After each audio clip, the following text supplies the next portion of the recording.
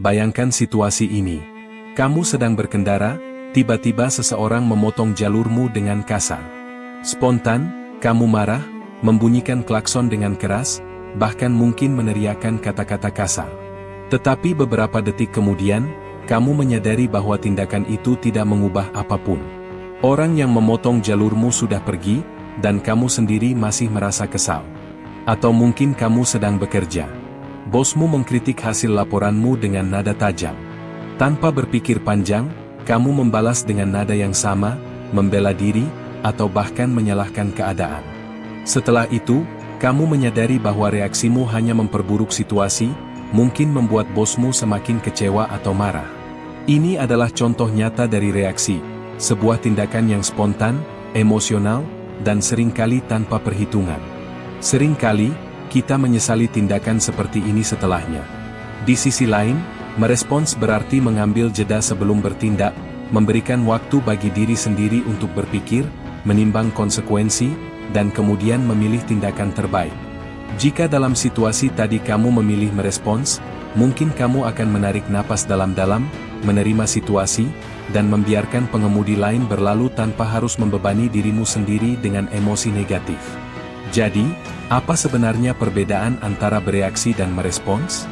1-2 Reaksi adalah naluriah, respons adalah pilihan. Secara psikologis, manusia memiliki dua mode berpikir utama. Mode reaktif, otomatis, emosional, impulsif. Ini adalah bagian dari sistem saraf limbik, yang bertanggung jawab atas reaksi cepat terhadap ancaman. Ketika seseorang menghinamu, otak langsung merespons dengan kemarahan. Ketika ada berita buruk, tubuh langsung dipenuhi kecemasan dan stres. Mode responsif, tenang, penuh kesadaran, rasional. Ini dikendalikan oleh korteks prefrontal, bagian otak yang memungkinkan kita berpikir sebelum bertindak. Seseorang yang responsif akan mempertimbangkan kata-katanya sebelum menjawab kritikan. Mereka menyadari bahwa tidak semua hal perlu ditanggapi secara emosional. Jika kita hanya mengandalkan reaksi, kita menjadi budak situasi. Kita membiarkan keadaan luar mengontrol kita. Tetapi jika kita belajar merespons, kita yang memegang kendali atas hidup kita sendiri. Seperti yang dikatakan filsuf Stoik terkenal Epictetus. Bukan peristiwa yang mengganggumu, tetapi cara pandangmu terhadap peristiwa tersebut. Dengan kata lain, bukan apa yang terjadi yang menentukan kebahagiaan kita, tetapi bagaimana kita memilih untuk meresponsnya. 1-3 Bagaimana Stokisme mengajarkan kita untuk merespons? Stokisme adalah filsafat Yunani kuno yang menekankan kendali diri, ketenangan pikiran, dan kebijaksanaan dalam menghadapi kehidupan. Salah satu prinsip utama Stokisme adalah dichotomy of control, konsep bahwa ada hal-hal yang bisa kita kendalikan, dan ada yang tidak. Apa yang bisa kita kendalikan? Pikiran kita, cara kita merespons situasi, tindakan kita. Apa yang tidak bisa kita kendalikan?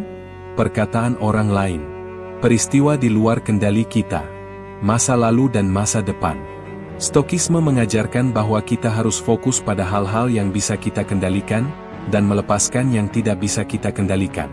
Ketika seseorang bersikap kasar, kita tidak bisa mengubah sikap mereka. Tetapi kita bisa mengendalikan bagaimana kita menanggapinya. Apakah kita akan membiarkan diri kita marah dan terseret dalam emosi negatif? Atau kita memilih untuk tetap tenang dan tidak terpancing? Seperti yang dikatakan Marcus Aurelius, Kaisar Romawi yang juga seorang filsuf Stoik. Pilih untuk tidak terluka, dan kamu tidak akan merasa terluka. Artinya, tidak ada yang bisa menyakitimu kecuali kamu mengizinkannya. 1-4 Mengapa kita sering gagal mengontrol reaksi? Jika merespons lebih baik daripada bereaksi, mengapa kita masih sering terpancing emosi? Kebiasaan dan pola pikir yang sudah terbentuk sejak lama. Jika kita terbiasa bereaksi dengan marah setiap kali ada masalah, itu akan menjadi pola otomatis. Mengubah kebiasaan membutuhkan latihan dan kesabaran. Pengaruh lingkungan.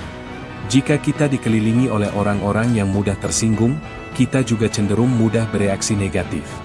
Budaya media sosial saat ini juga mendorong reaksi cepat, tanpa memberi ruang untuk berpikir. Kurangnya kesadaran diri.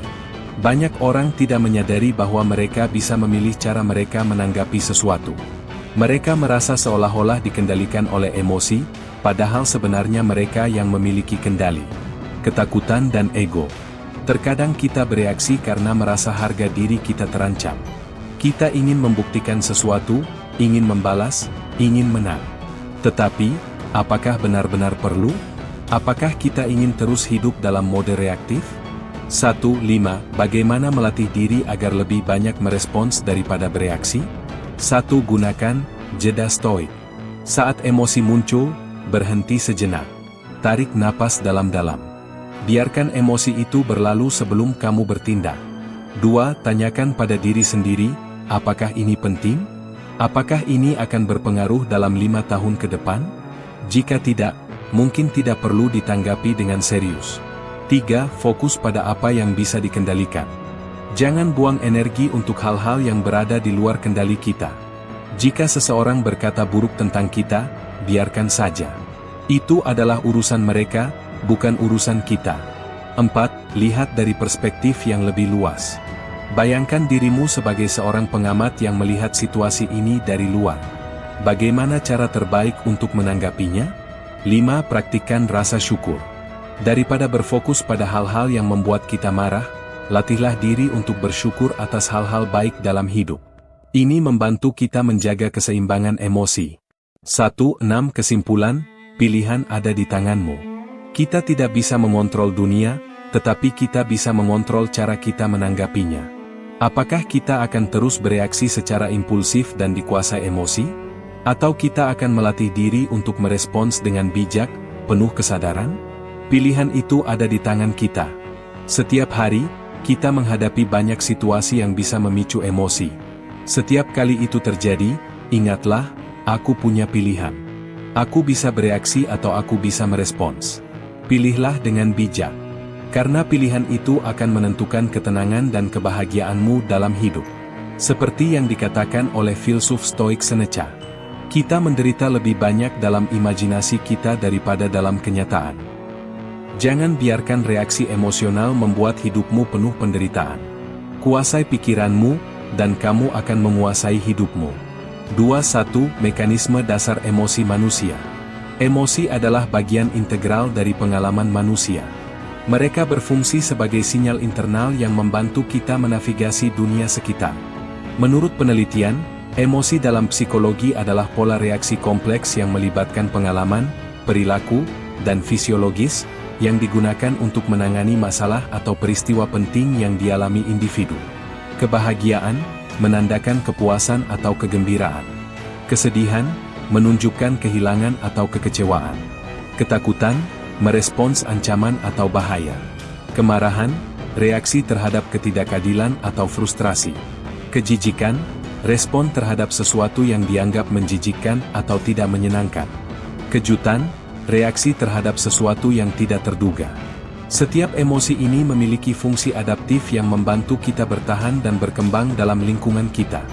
Misalnya, ketakutan membuat kita menghindari bahaya, sementara kebahagiaan memperkuat perilaku yang bermanfaat.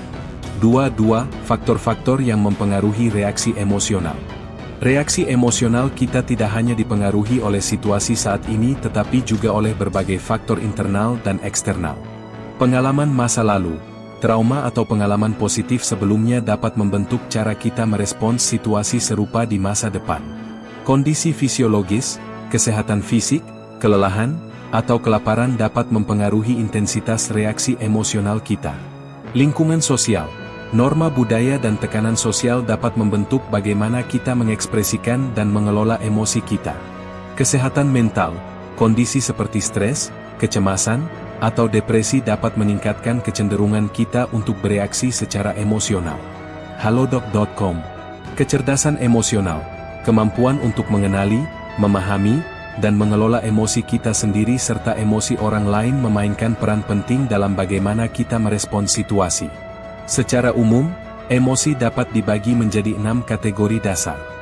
2-3. Peran otak dalam reaksi emosional. Otak manusia memiliki struktur khusus yang bertanggung jawab atas pemrosesan emosi. Sistem limbik, termasuk amigdala, yang berperan dalam deteksi dan respons terhadap ancaman. Korteks prefrontal, bertanggung jawab atas pengambilan keputusan dan pengendalian diri, membantu kita menilai situasi dan merespons dengan tepat. Ketika kita menghadapi situasi yang memicu emosi, amigdala dapat memicu respons, fight or flight, sebelum korteks prefrontal memiliki kesempatan untuk menilai situasi secara rasional. Ini menjelaskan mengapa kita kadang-kadang bereaksi secara impulsif sebelum berpikir. 2. Dampak reaksi emosional yang tidak terkendali. Reaksi emosional yang tidak terkendali dapat memiliki konsekuensi negatif. Hubungan interpersonal, ledakan emosi dapat merusak hubungan dengan orang lain. Kesehatan fisik, stres kronis akibat emosi yang tidak terkelola dapat menyebabkan masalah kesehatan seperti hipertensi atau gangguan tidur. Kesejahteraan mental, ketidakmampuan mengelola emosi dapat menyebabkan gangguan kecemasan atau depresi. Penelitian menunjukkan bahwa cara seseorang menilai dan bereaksi terhadap emosi negatif memainkan peran penting dalam kesehatan mental mereka. Tempo. 2.5 Strategi untuk mengelola reaksi emosional. Mengelola reaksi emosional memerlukan kesadaran dan latihan. Peningkatan kecerdasan emosional. Dengan mengenali dan memahami emosi kita dapat merespons situasi dengan lebih tepat. Teknik relaksasi. Latihan pernapasan dalam atau meditasi dapat membantu menenangkan pikiran dan tubuh saat emosi memuncak. Fimela. Mindfulness. Mempraktikkan kesadaran penuh membantu kita tetap berada di saat ini dan mengurangi reaksi impulsif. Fimela. Terapi kognitif perilaku. Membantu mengidentifikasi dan mengubah pola pikir negatif yang memicu reaksi emosional yang tidak diinginkan. Latihan respon yang disadari. Melatih diri untuk merespons, bukan bereaksi, dengan memberikan jeda sebelum menanggapi situasi yang memicu 3.1 Definisi reaksi dan respon. Dalam kehidupan sehari-hari, kita sering menghadapi situasi yang memicu emosi. Cara kita menangani situasi tersebut dapat dikategorikan ke dalam dua bentuk, reaksi atau respon. Reaksi adalah tindakan spontan dan impulsif yang muncul tanpa pertimbangan mendalam. Biasanya dipicu oleh emosi yang kuat seperti marah, takut, atau frustrasi. Respon adalah tindakan yang lebih disengaja dan berdasarkan pertimbangan yang matang. Respon memungkinkan kita untuk berpikir sebelum bertindak dan menyesuaikan tindakan kita dengan nilai dan tujuan jangka panjang. Sebagai contoh, bayangkan seseorang memotong antrian di depan Anda. Jika Anda bereaksi, mungkin Anda langsung marah dan menghardik orang tersebut. Namun, jika Anda merespons, Anda mungkin memilih untuk tetap tenang, menilai situasi, dan memutuskan apakah akan menegur orang tersebut dengan sopan atau membiarkannya berlalu. 3.2 Mengapa kita cenderung bereaksi secara emosional? Ketika menghadapi situasi yang penuh tekanan, banyak orang cenderung bereaksi secara otomatis tanpa berpikir panjang. Hal ini bisa terjadi karena beberapa faktor. Kondisi otak dan biologi. Seperti yang dibahas dalam bab sebelumnya, amigdala di dalam otak bertanggung jawab atas respons, fight or flight. Jika kita merasa terancam, amigdala langsung mengaktifkan reaksi tanpa melibatkan bagian otak yang lebih rasional, seperti korteks prefrontal. Pengaruh pengalaman masa lalu. Jika kita pernah mengalami kejadian buruk yang serupa di masa lalu, kita cenderung bereaksi berdasarkan pengalaman sebelumnya, tanpa benar-benar menilai situasi saat ini secara objektif. Kondisi emosi dan stres. Saat seseorang sedang lelah, stres, atau frustasi, mereka lebih rentan bereaksi secara impulsif dibandingkan saat mereka dalam keadaan tenang dan terkendali. Kebiasaan dan lingkungan sosial. Kita sering meniru pola reaksi dari lingkungan sekitar kita. Jika kita tumbuh di lingkungan yang penuh kemarahan dan agresi, kita mungkin akan mengembangkan kebiasaan bereaksi secara emosional terhadap berbagai situasi. 3.3 Bagaimana filsafat Stokisme memandang reaksi dan respon? Stokisme, sebuah filsafat yang berasal dari Yunani kuno, mengajarkan bahwa kita tidak bisa mengendalikan apa yang terjadi di luar diri kita, tetapi kita selalu bisa mengendalikan bagaimana kita merespons. Salah satu tokoh Stoik terkenal, Epictetus, pernah berkata, "Bukan kejadian yang mengganggu kita, tetapi bagaimana kita menafsirkannya." Hal ini menunjukkan bahwa reaksi emosional kita bukan berasal dari kejadian itu sendiri, tetapi dari cara kita memaknainya.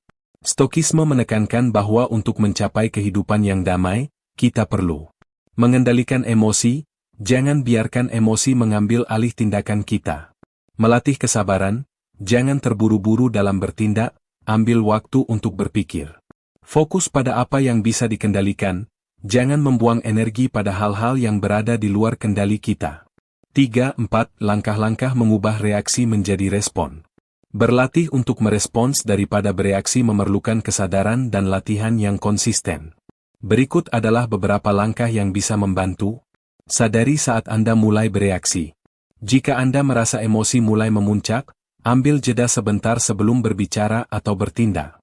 Tarik napas dalam-dalam dan hitung sampai 5. Gunakan perspektif stokisme.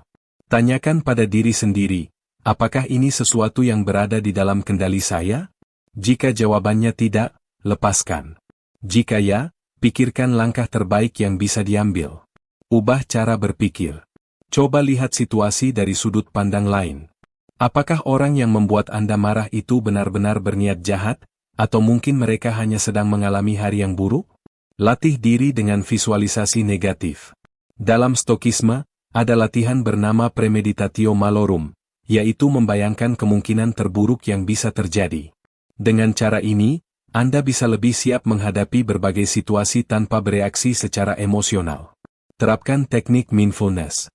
Dengan berlatih mindfulness, kita bisa lebih sadar akan pikiran dan emosi kita, sehingga kita bisa memilih bagaimana merespons situasi dengan lebih bijaksana. 3-5 Studi kasus, mengubah reaksi menjadi respon. Mari kita lihat sebuah contoh nyata. Situasi, Anda mendapat email dari atasan yang berisi kritik pedas tentang pekerjaan Anda. Jika bereaksi, Anda langsung tersinggung, merasa marah, dan membalas email dengan nada defensif. Jika merespons, Anda mengambil waktu untuk membaca email dengan lebih objektif, mencoba memahami maksud atasan, dan menyiapkan jawaban yang profesional. Dalam skenario ini, respons yang matang bisa memperbaiki komunikasi, sementara reaksi impulsif bisa memperburuk hubungan kerja. 3-6 Kesimpulan. Menjadi seseorang yang responsif, bukan reaktif, membutuhkan latihan dan kesadaran yang terus-menerus. Dengan memahami perbedaan antara reaksi dan respon, serta menerapkan prinsip-prinsip stokisme, kita bisa mengembangkan kebiasaan berpikir yang lebih tenang, rasional, dan bijaksana. Refleksi untuk diri sendiri. Pernahkah saya bereaksi secara impulsif dan menyesalinya kemudian? Bagaimana saya bisa mulai melatih diri untuk merespons dengan lebih baik? Dengan pertanyaan reflektif ini, kita bisa mulai menerapkan kebijaksanaan stokisme dalam kehidupan sehari-hari. 4-1 Mengapa ketenangan itu penting? Dalam kehidupan yang penuh ketidakpastian, kita sering menghadapi situasi yang menantang. Kemacetan di jalan, teguran dari atasan, konflik dengan orang terdekat, atau bahkan krisis besar dalam hidup bisa terjadi kapan saja. Jika kita tidak memiliki kendali atas pikiran dan emosi kita, setiap masalah kecil bisa terasa seperti bencana besar. Oleh karena itu, melatih diri untuk tetap tenang bukan hanya membuat hidup lebih nyaman, tetapi juga membantu kita membuat keputusan yang lebih bijak dan rasional. Marcus Aurelius, seorang kaisar Romawi dan filsuf Stoik, pernah berkata, "Jika Anda terganggu oleh sesuatu di luar diri Anda, penderitaan itu bukan berasal dari hal itu sendiri, tetapi dari cara Anda menafsirkannya, dan Anda memiliki kekuatan untuk mengubah tafsiran itu." Dengan kata lain, ketenangan bukan datang dari luar, tetapi dari dalam diri kita sendiri.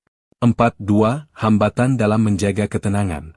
Sebelum kita membahas cara melatih ketenangan, penting untuk mengenali apa saja hambatan yang sering membuat kita mudah terpancing emosi. Ekspektasi yang tidak realistis.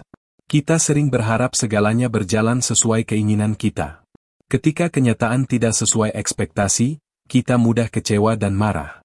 Kurangnya kesadaran diri. Banyak orang tidak menyadari pemicu emosinya sendiri. Tanpa kesadaran ini, kita mudah bereaksi secara impulsif. Terbawa arus lingkungan. Lingkungan yang penuh kemarahan, ketakutan, atau kekhawatiran bisa memengaruhi cara kita berpikir dan bertindak.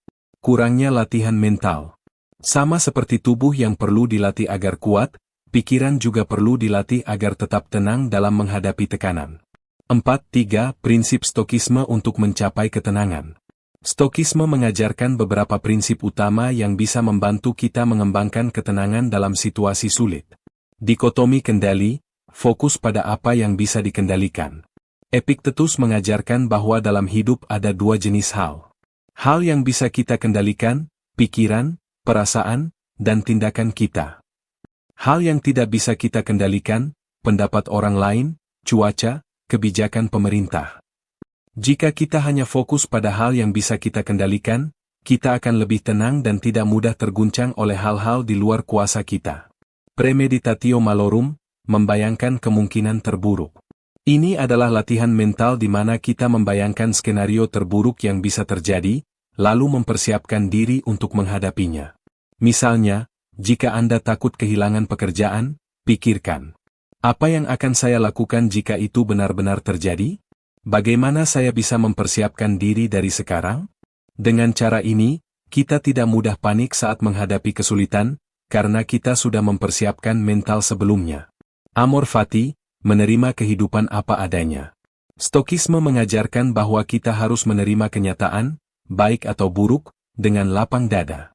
Jika sesuatu yang buruk terjadi, jangan bertanya, mengapa ini terjadi padaku? Tapi katakan, ini terjadi, dan aku akan menghadapinya dengan bijak.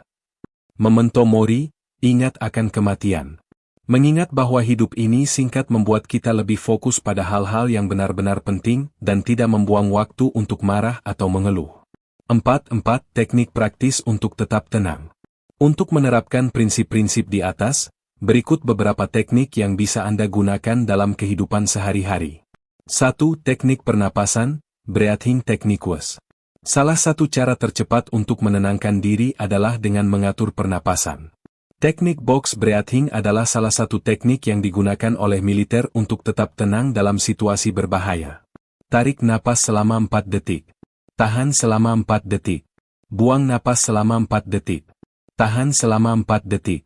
Ulangi beberapa kali sampai tubuh dan pikiran merasa lebih tenang. 2. Jeda sebelum merespon, repose method. Jika Anda merasa emosi mulai naik, berhenti sejenak sebelum bereaksi. Tanyakan pada diri sendiri. Apakah saya perlu menanggapi ini sekarang? Apa konsekuensi dari tindakan saya? Apakah ini akan tetap penting 1 tahun dari sekarang? Dengan memberikan waktu untuk berpikir, Anda bisa merespons dengan lebih bijak. 3. Latihan jurnal stoik, stoic journaling. Banyak filsuf stoik, termasuk Marcus Aurelius, menulis jurnal setiap hari untuk merefleksikan pikiran dan emosi mereka. Anda bisa mencoba menulis hal-hal seperti, apa yang membuat saya terganggu hari ini? Bagaimana saya bisa meresponsnya dengan lebih baik? Apa yang bisa saya syukuri hari ini? Latihan ini membantu kita mengenali pola pikiran kita dan meningkatkan kesadaran diri. 4. Menjadi pengamat pikiran, observing the mind. Ketika emosi muncul, jangan langsung larut di dalamnya. Coba lihat emosi itu dari sudut pandang luar, seolah-olah Anda hanya seorang pengamat. Katakan pada diri sendiri, oh, ini rasa marah yang muncul. Aku merasa cemas sekarang, tapi itu hanya perasaan, bukan kenyataan. Dengan cara ini, kita bisa menciptakan jarak antara diri kita dan emosi kita, sehingga lebih mudah mengendalikannya. 4. Studi kasus, menghadapi situasi sulit dengan ketenangan. Mari kita lihat sebuah contoh nyata.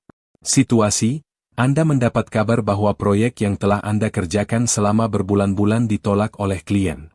Jika bereaksi, Anda langsung frustrasi, marah, dan menyalahkan tim atau klien. Jika merespons, Anda menarik napas dalam-dalam, menerima situasi dengan tenang, dan mengevaluasi apa yang bisa diperbaiki. Dalam skenario ini, ketenangan membantu Anda belajar dari kesalahan dan mencari solusi, sementara reaksi emosional hanya membuat masalah bertambah besar. 4. Kesimpulan. Ketenangan adalah keterampilan yang bisa dilatih. Dengan memahami prinsip-prinsip stokisme dan menerapkan teknik-teknik praktis, kita bisa menghadapi tantangan hidup dengan lebih bijaksana dan tidak mudah terombang-ambing oleh emosi. Refleksi untuk diri sendiri. Apa saja situasi dalam hidup saya yang sering membuat saya kehilangan ketenangan? Bagaimana saya bisa mulai menerapkan teknik stokisme untuk tetap tenang? Dengan refleksi ini, kita bisa mulai membangun kebiasaan berpikir yang lebih stabil dan penuh kendali. 5. Mengapa kritik dan penolakan seringkali menyakitkan? Setiap manusia ingin diterima dan dihargai. Ketika kita menghadapi kritik atau penolakan, ada perasaan seolah-olah harga diri kita diserang. Misalnya, Anda mendapat kritik tajam dari atasan di depan kolega. Lamaran kerja yang Anda harapkan ditolak. Ide yang Anda ajukan dalam rapat ditolak mentah-mentah. Dalam momen-momen seperti ini, reaksi alami kita mungkin adalah marah, kecewa, atau merasa tidak berharga.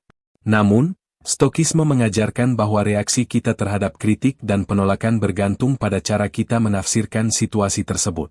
Seperti yang dikatakan oleh Epictetus, orang tidak terganggu oleh kejadian itu sendiri, tetapi oleh cara mereka memandang kejadian tersebut. Artinya, kritik dan penolakan hanya akan menyakitkan jika kita membiarkan diri kita melihatnya sebagai ancaman. 5.2 jenis kritik, konstruktif dan destruktif.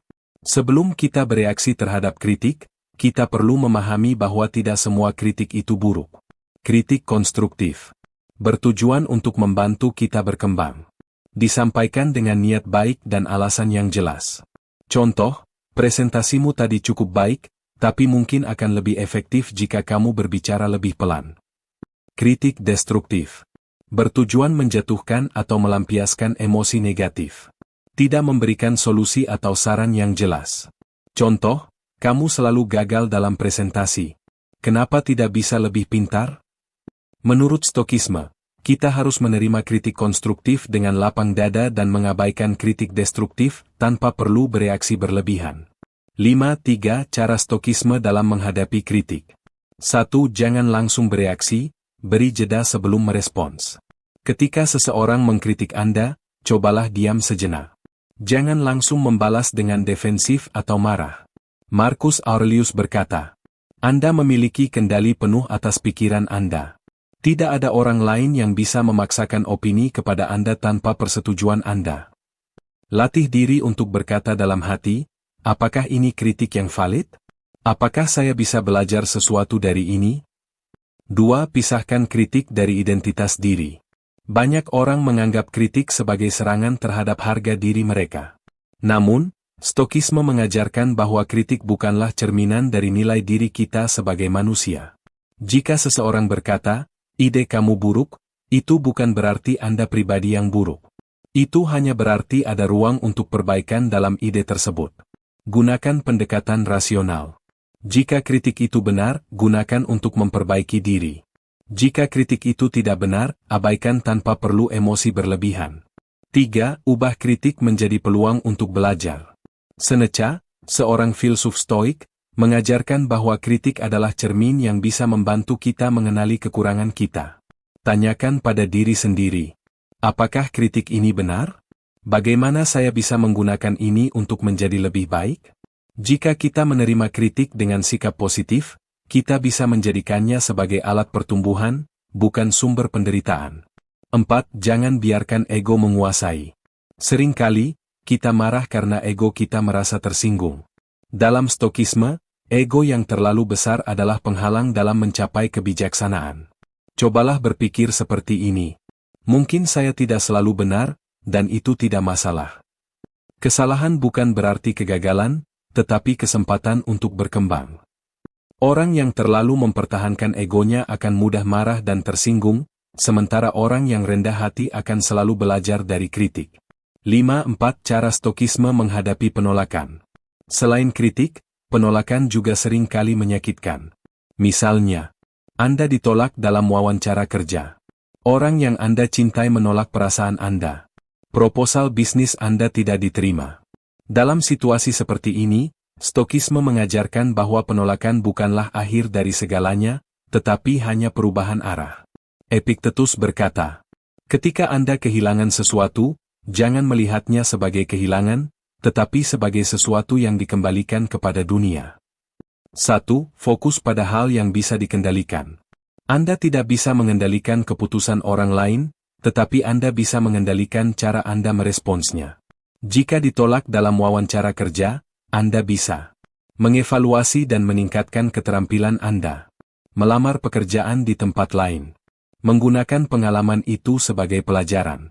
Daripada meratapinya, gunakan penolakan sebagai motivasi untuk menjadi lebih baik. 2. Jangan mengambil penolakan secara pribadi. Penolakan seringkali bukan tentang kita secara pribadi, tetapi tentang situasi dan preferensi orang lain. Jika seseorang menolak Anda, itu bisa berarti mereka mencari sesuatu yang berbeda. Waktu dan kondisinya tidak tepat. Mereka memiliki pertimbangan lain yang tidak ada hubungannya dengan Anda. Jangan melihat penolakan sebagai kegagalan diri, tetapi sebagai bagian dari perjalanan hidup. 3. Latih amor fati, menerima dengan lapang dada. Amor fati berarti mencintai takdir, menerima segala yang terjadi dengan sikap positif. Alih-alih berkata, "Kenapa ini terjadi padaku?" Katakanlah, "Ini terjadi, dan saya akan menjadikannya bagian dari perjalanan saya." Dengan sikap ini, kita tidak akan melihat penolakan sebagai pukulan, tetapi sebagai bagian dari pertumbuhan. 5. Studi kasus, menghadapi kritik dan penolakan dengan bijaksana. Kasus 1, kritik di tempat kerja. Situasi, Anda mendapat kritik keras dari atasan mengenai hasil pekerjaan Anda. Reaksi impulsif, Anda langsung tersinggung, membela diri, dan merasa tidak dihargai. Respon stoik, Anda mendengarkan dengan tenang, menganalisis kritik tersebut, dan mencari cara untuk memperbaiki kinerja Anda. Kasus 2, ditolak dalam wawancara kerja. Situasi, Anda melamar pekerjaan impian, tetapi ditolak. Reaksi impulsif, Anda merasa gagal, putus asa, dan menganggap diri tidak cukup baik. Respon stoik, Anda mengevaluasi kesalahan, meningkatkan keterampilan, dan mencoba lagi di tempat lain. 5. Kesimpulan. Kritik dan penolakan adalah bagian dari kehidupan yang tidak bisa dihindari. Namun, dengan menggunakan prinsip stokisme, kita bisa membedakan kritik yang membangun dan yang destruktif. Menggunakan kritik untuk tumbuh, bukan sebagai alasan untuk marah. Melihat penolakan sebagai perubahan arah, bukan akhir dari segalanya. Menerima segala hal dengan sikap tenang dan rasional. Refleksi untuk diri sendiri. Bagaimana saya biasanya merespons kritik dan penolakan? Bagaimana saya bisa menerapkan prinsip stokisme dalam menghadapi situasi tersebut?